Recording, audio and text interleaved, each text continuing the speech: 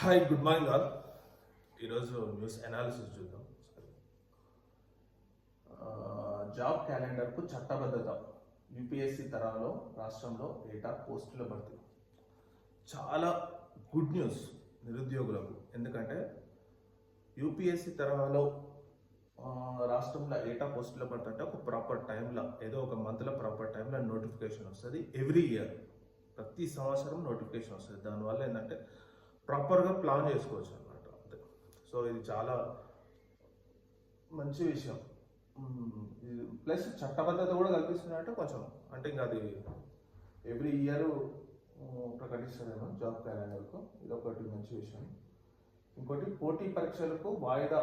రోడ్డెక్కిన నిరుద్యోగులు అంటే వీళ్ళు ఎప్పుడు పాపం ఈ మధ్యన రేవంత్ రెడ్డి వచ్చిన తర్వాత కూడా మళ్ళా ధర్నాలు చేస్తున్నారు పోస్టుల కోసం. మరి ఇతను కూడా హామీ ఇస్తున్నట్టు మరి ఏమో కానీ పాపం వాళ్ళు ఊకే ధర్నాలే చేస్తున్నారు. చాలా మంది స్టూడెంట్స్ ఈ మధ్యకాలంలో మళ్ళీ అశోక్ నగర్లో ధర్నాలు చేస్తున్నారు. మాకు ఇది గ్రూప్ 2ది ప్రాబ్లం ఉందని చెప్తారు, గ్రూప్ 1 ప్రాబ్లం ఉందని చెప్తారు. మరి ఎందుకు ఇట్లా ధర్నాలు చేస్తున్నారు? ఒక ప్రాపర్గా దాని వాళ్ళను సెటిల్ చేయాల్సిన అవసరం గవర్నమెంట్ ఖచ్చితంగా ఉంది. ఎందుకంటే ఈ ఎలక్షన్లో చాలామంది నిరుద్యోగులు, విద్యార్థులు, వాళ్ళ తల్లిదండ్రులు టీఆర్ఎస్కు ప్రో ఉన్నా కానీ వాళ్ళను ఒప్పించి మరి కాంగ్రెస్ గవర్నమెంట్కు ఓట్లు వేయించారు. పర్టికులర్గా స్టూడెంట్స్ పెద్ద కీ రోల్ చేశారు కాంగ్రెస్ గవర్నమెంట్ గెలవడం. సో దాన్ని కొంచెం హ్యాండిల్ చేయాల్సిన అవసరం ఉంది. ఇంకోటి, ప్రోటీన్ కథా చిత్రం సరికొత్త అట్లా సిద్ధమట. జనరల్గా ఏది కార్బోహైడ్రేట్స్, ప్రోటీన్స్, అమైనో యాసిడ్స్ అని పెద్దగా 3 ఉంటాయి. యాక్చువల్లీ సైన్స్ స్టూడెంట్స్లో అర్థమవుతుంది. అందులో ప్రోటీన్స్ అనేవి చాలా ఇంపార్టెంట్. జనరల్గా ప్రోటీన్ సోర్సెస్ ఫుడ్ అని అంటారు. చికెన్ కానీ, ఫిష్ కానీ, పప్పులు కానీ, ఇట్లాంటి ప్రోటీన్స్ చాలా హెల్త్కి చాలా అవసరం, ప్రోటీన్ ఫుడ్. సో దాని చిత్రం అన్నమాట, ప్రోటీన్ యొక్క సరికొత్త చిత్రం అన్నమాట. నెక్స్ట్, ఉప ఎన్నికల్లో ఇండియా విజయం. విపక్ష కూటమికి 10, భాజపాకు 2. బీహార్లో ఒక స్వతంత్ర అభ్యర్థి గెలుపు. పర్టికులర్గా బీహార్ చూడండి, బీహార్లో ఎలక్షన్ జరగబోతున్నాయి ఇప్పుడు. నెక్స్ట్ 1 ఇయర్లో, నెక్స్ట్ 1.5 ఇయర్లో ఎలక్షన్స్ ఉంటాయి. ఏది మామూలుగా సీఎంకి సంబంధించిన ఎలక్షన్స్ ఉంటాయి, సార్వత్రిక ఎన్నికల ఎలక్షన్లు. ఈసారి ఎలక్షన్లో బీహార్లో బీజేపీ అండ్ ఈ నితీష్ కుమార్ పార్టీ, జేడీఎస్ అంటారు సరే, ఈ 2 పార్టీలు కాంబినేషన్గా దిగుతున్నారు. ఏది బీహార్లో. అక్కడ ఆర్జేడీ కూడా ఉంది. ఆర్జేడీ, కాంగ్రెస్ అనేది సపరేట్ కూటమి ఉంది. ఇక్కడనేమో బీజేపీ అండ్ రామ్ విలాస్ పాస్వాన్ అంటే వాళ్ళ అబ్బాయి కూడా ఆర్జేడీ పార్టీ ఉంది. అదొక పార్టీ, రాష్ట్రీయ లోక్ జనతాదళ్ పార్టీ. అదొక పార్టీ. అంటే వాళ్ళ 3 పార్టీలకు వాళ్ళకు కరెక్ట్ ప్రాపర్గా కూటమి లేదు. కానీ ఈసారి చాలా కష్టం బీహార్లో. ఎందుకంటే నితీష్ కుమార్ చాలా వరస్ట్గా చేసిండు. ఒకసారి బీజేపీతో ఉంటాడు, ఒకసారి మళ్ళీ కాంగ్రెస్తో ఉంటాడు, మళ్ళీ కాంగ్రెస్తో విడిపోయి మళ్ళీ బీజేపీ ఉంటాడు, మళ్ళీ కాంగ్రెస్. ఇప్పటికీ 4-5 సార్లు మార్చిండు. ఈసారి మరి ప్రాపర్గా ఏమన్నా రిజల్ట్ ఇస్తారో చూడాలి. ఇది బీహార్లో. నెక్స్ట్ వచ్చేసి, కాంగ్రెస్లోకి మరో బారాసా ఎమ్మెల్యే అరికెప్పుడు గాంధీ. తను షేర్లింగంపల్లి ఎమ్మెల్యే. ఎక్కడ అధికారం ఉంటే అక్కడ పోతాడండి. సింపుల్ చెప్పాలంటే, ఎక్కడ అధికారం ఉంటే అక్కడ ఒక 10-15 మంది ఎమ్మెల్యేని చూడండి ఎప్పుడైనా.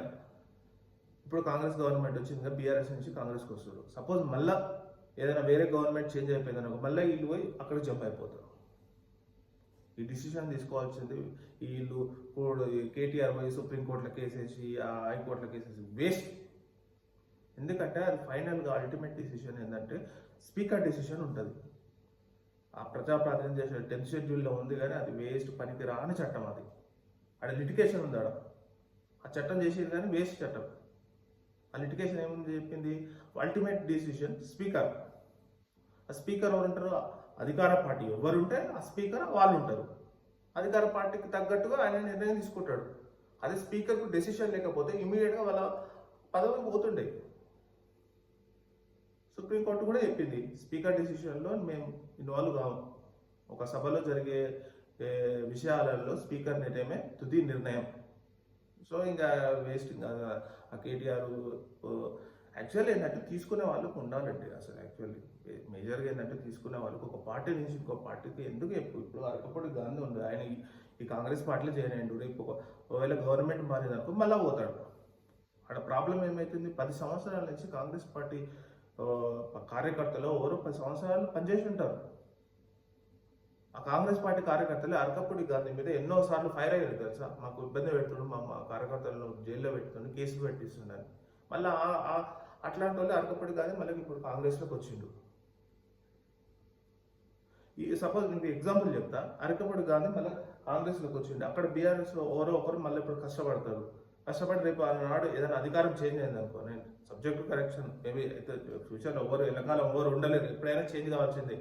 జనాలు ఏమనుకుంటారంటే, పార్టీలు ఏమనుకుంటారంటే ఎల్లకాలం మాకు రాజ్యాలు రాసియలేదు, ఓన్లీ 5 సంవత్సరాలకి రాసిచ్చారు. ఎవరైనా గుర్తుపెట్టుకోవాల్సింది ఏంటంటే ప్రజలు ఇచ్చింది 5 సంవత్సరాల వరకే.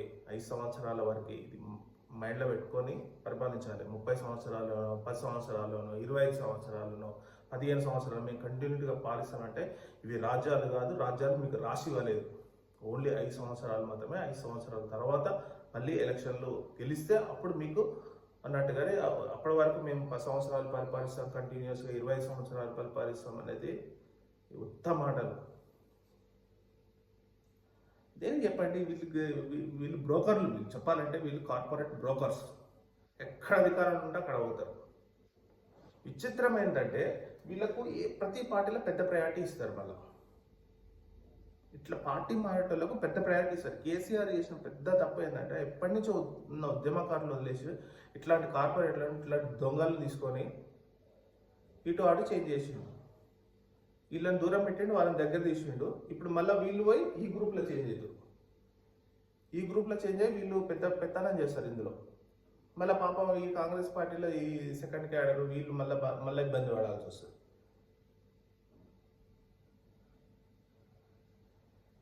చాలా అలసం. మరి ఇట్లాంటి వాళ్ళు ఎట్లా గెలుస్తున్నాయో కానీ ప్రతిసారి గెలుస్తారు. మరి వీళ్ళకే అంటారు రోజులు బాగున్నాయని వీళ్ళే గెలుస్తారు బాగా.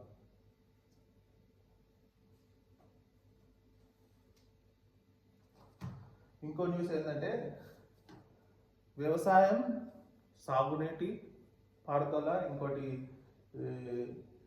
అధిక ప్రాధాన్యం ఇస్తారంట. ఏది బడ్జెట్లో వ్యవసాయానికి, సాగునీటి పారుదలకు, విద్యుత్కు, ఈ మూడింటికి అధిక ప్రాధాన్యం ఇస్తారంట. బడ్జెట్లో చాలా అమౌంట్ ఇస్తారంట. కానీ అంత ఉత్తమాట లేదు. ఎందుకంటే ఏదైనా బడ్జెట్ ప్రవేశపెడితే వీళ్ళు సర్టెన్ అమౌంట్ ఇస్తారండి జనరల్గా.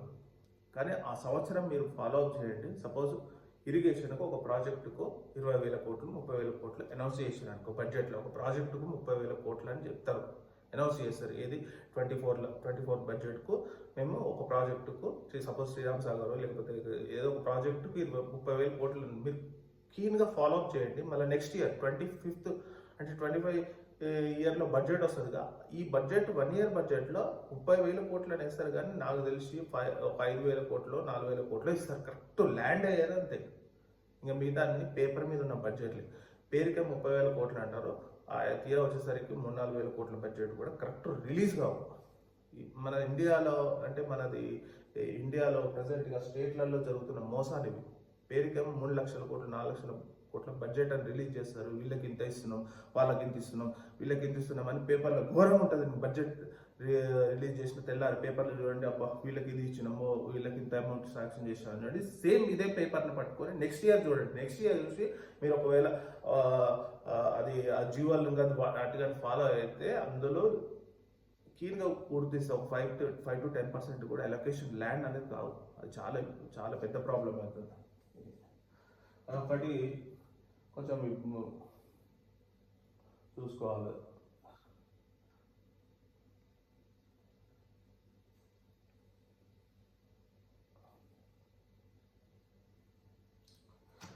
యాక్చువల్లీ ఇంకా స్పోర్ట్స్లోకి వచ్చేసరికి ఈరోజు Euro football cup final match జరగబోతుంది. ప్రపంచంలోనే అత్యంత ప్రజాదరణ కలిగిన ఆట ఫుట్బాల్. ఆ ఫుట్బాల్లో Spain versus England Euro football cup 2024 ఈరోజు 12:30కి మ్యాచ్ స్టార్ట్ అవబోతుంది. 90 minutes మేబీ 120 minutes అట్లా ఉంటుంది. చాలా ఇంట్రెస్టింగ్ ఉంటుంది మ్యాచ్. ప్లస్ ఇంగ్లాండ్ ఫ్యాన్స్ చాలా ఎదురు చూస్తారు. వాళ్ళకు 1966లో తర్వాత అంటే 1966 అప్పుడు ఏదో వరల్డ్ కప్ వచ్చింది ఫుట్బాల్లో. తర్వాత ఒక మేజర్ కప్ అనేది ఇంతవరకు రాలేదు. కానీ లాస్ట్ ఇయర్ కూడా 2020లో వారు యూరో ఫుట్బాల్ కప్ ఫైనల్కి పోయారు. కానీ ఫైనల్లో ఇటలీ వర్సెస్ ఇంగ్లాండ్లో ఇటలీ గెలిచింది, ఇంగ్లాండ్ ఓడిపోయింది. చాలా చాలా ఫీల్ అవుతుంది మామూలుగా ఇంగ్లాండ్ ఫ్యాన్స్ అదే పాప ఇట్లా ఎదురు చూస్తారు అంటే కొన్ని అసలు కాళ్ళు లెక్క పెట్టి ఎదురు చూస్తారు ఈ కప్పు రావాలంటే. So all the best to England and Spain also. కానీ స్పెయిన్ అనేది చాలా టెరిఫిక్గా ఆడుతుంది మామూలుగా, అంత ఈజీగా ఉండదు గేమ్. స్పెయిన్ గేమ్ అని ప్రపంచ ఫుట్బాల్లో స్పెయిన్ గేమ్ అనేది ట్రయాంగులర్ ప్లేయింగ్ ఆడతారు. అంటే ట్రయాంగిల్ ప్రకారం వాళ్ళ ప్లానింగ్ ఏంటంటే త్రిశూల వ్యూహం అంటారు కదా, ఆ వ్యూహంలో ఆడతారంటారు ఫుట్బాల్లో. అదొక గొప్ప వ్యూహం. కానీ ఫుట్బాల్లో అది వాళ్ళు ప్లే చేస్తారని అంటారు. కానీ స్పెయిన్ అంత తక్కువ అంచనా లేదు. కానీ ఇంగ్లాండ్ కూడా చాలా ఫామ్లో ఉంది. సాకా ప్లేయర్ కానీ థియరీ హెన్రీ కానీ చాలా బాగున్నాడు, చాలా బాగా ఆడుతున్నారు కూడా. నెక్స్ట్ స్పెయిన్కి వచ్చేస్తారు లామిన్ యామిల్. ప్రపంచంలోనే 16 ఏళ్ల వయసులో అత్యంత ఇప్పుడు ఈ యూరో ఫుట్బాల్ కప్ ప్లేయర్లో ఎమర్జ్ అయినాడు. 16 ఏళ్ల ప్లేయర్ ఈ లామిన్ యామిల్ స్పెయిన్లో చాలా టెరిఫిక్గా ఆడుతుంది. జింక పిల్లలకి అట్లా మామూలుగా ఇట్లా అట్లా రన్ అవుతున్నాడు. సో అదొక న్యూస్. ఇంకోటి ఏంటంటే వింబుల్డన్, జకోవిచ్ అందరూ అంటారు కానీ 24 గ్రాండ్ స్లామ్ గెలిచిండు. ఇంకొకటి గెలిస్తే చాలు ప్రపంచంలో అత్యంత గ్రాండ్ స్లామ్లు విన్ అయిన ఆటగాడిగా చరిత్ర పుటల్లోకి ఎక్కుతాడు జకోవిచ్. కానీ 24 కాడ చాలా ఇబ్బంది పడుతున్నాడు. ఎంత ప్రెషర్ ఉంటుంది చూడు. 24 టక ఆడిండు. కానీ 24 వచ్చేసరికి ఆ ఒక్కటి విన్ అయితే ప్రపంచంలో హైయెస్ట్ గ్రాండ్ స్లామ్ విన్ అవుతాడు. కానీ ఆ ఒక్కడి దగ్గరనే ఇంకా ప్రెషర్ అనేది ఎంత గొప్ప ప్లేయర్కైనా అంటారు చూడు, ప్రెషర్ అనేది ఒక్కోసారి చాలా కీ రోల్ ప్లే చేస్తుంది. పాపం విరాట్ కోహ్లీ చూడు, ఇంత పెద్ద గ్రేట్ ప్లేయర్ కానీ ఐపీఎల్ విన్ కాలేకపోయాడు. ఆ ప్రెషర్ మరి హ్యాండిల్ చేయలేక, ఆ ప్రెషర్ అనేది అట్లా ఇంకా కొందరికి అంతే. పాపం వీడు కూడా అంతే, సారీ ఇతను కూడా అంతే. ఇది జకోవిచ్ great player, great Serbian player. 24 win అయ్యాడు. ఇప్పుడు ఈ సండే రోజు అల్కారాజ్ తక్కువ వచ్చింది. ఇతను కూడా స్పానిష్ టెన్నిస్ ప్లేయర్. రీసెంట్గా ఏ ఫైనల్ పోతే ఆ ఫైనల్ గెలుస్తుండు. యుఎస్ గెలిచిండు, యుఎస్ గ్రాండ్ స్లామ్ గెలిచిండు, ఫ్రెంచ్ గ్రాండ్ స్లామ్ గెలిచిండు, మళ్ళీ వింబుల్డన్ కూడా గెలిచిండు. సరే మళ్ళీ అగైన్ వింబుల్డన్ వీళ్ళిద్దరు పోటీ పడబోతున్నారు. సో మేబీ జకోవిచ్కు కొంచెం ఆల్ ద బెస్ట్ చెప్తూ ఈ న్యూస్ అనాలిసిస్ క్లోజ్ చేస్తున్నాం. Thank you very much.